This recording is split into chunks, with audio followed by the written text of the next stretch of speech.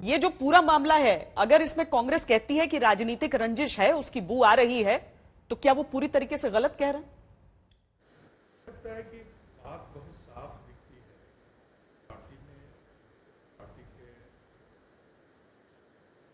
श्रीमती सोनिया गांधी का एक 2000 करोड़ की प्रॉपर्टी है, उस पर मालिकाना हक प्राप्त होता है, और वह भी मालिकाना हक इस प्रकार से प्राप्त होता है कि पार्टी का जो पैसा है उसको आप एक कॉमर्शियल वेंचर में आप लगाते हैं, जो कि कानूनन गलत है।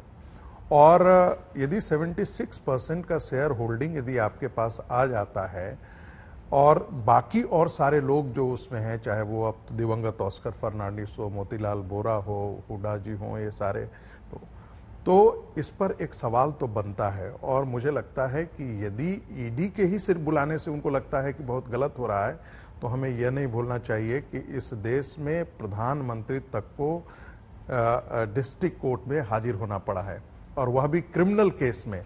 यहाँ तक कि डिस्ट्रिक्ट कोर्ट ने उनको 3 साल के लिए सजा भी मुकर्रर कर दिया था, उनको, बूटा सिंह को।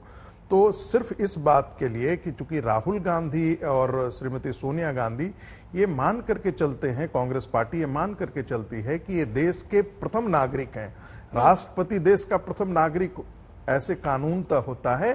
लेकिन श्रीमती सोनिया गांधी और राहुल गांधी और उनका पूरा परिवार ये मानता है कि वो देश के प्रथम, द्वितीय, तृतीय नागरिक हैं।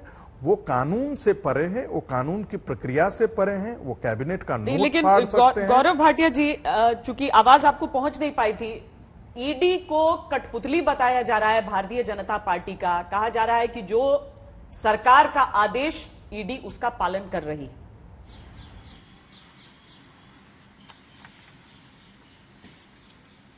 श्वेता जी, देखिए, सबसे पहले एक बात जरूर कहूंगा, बिना फील्डिंग लगाए किसी बैट्समैन को बैटिंग करने दें। अभिषेक मनु सिंघवी जी यहां बैठे थे, वरिष्ठ अधिवक्ता है, मेरे साथी भी हैं, उनसे हमें सवाल पूछने थे आज जनता की तरफ से, लेकिन ऐसा हो नहीं पाया। तो मैं अब कुछ बातें आपके चैनल पे रख देता हूं।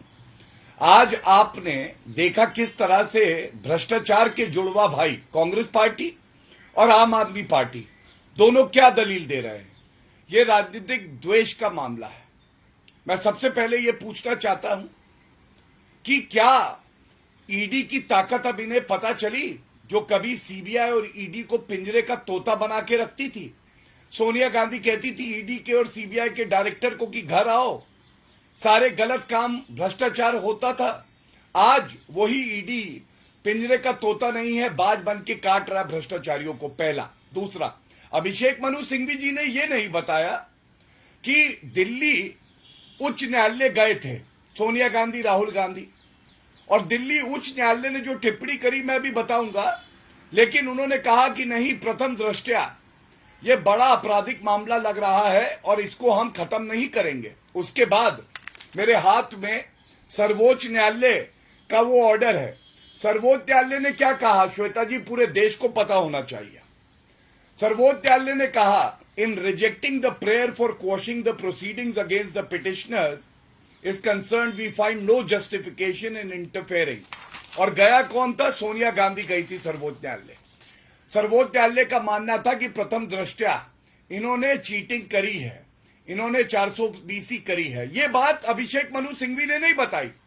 तीसरी बात मैं बोल दूं, श्री नरेंद्र मोदी जी की सरकार है श्वेता जी, भ्रष्टाचार के प्रति जीरो टॉलरेंस है, जीरो टॉलरेंस। और सोनिया गांधी, राहुल गांधी ये जान ले कि वो भी इस देश के नागरिक हैं, इस कानून से ऊपर वो नहीं है। और मैं एक बात कहूंगा, ये खानदानी चोर हैं। क्यों कहता हूं मैं बता दूं। सबसे पहले सोनिया गांधी जी बेल पे हैं भ्रष्टाचार के मामले में, राहुल गांधी बेल पे हैं भ्रष्टाचार के मामले में, और रॉबर्ट वाड्रा ने एंटीसिपेटरी बेल ले रखी है, वो भी भ्रष्टाचार के मामले में। आप मुझे बताइए, देश को लूटे और उसके बाद ईडी सीबीआई अपनी कार्रवाई ना करे।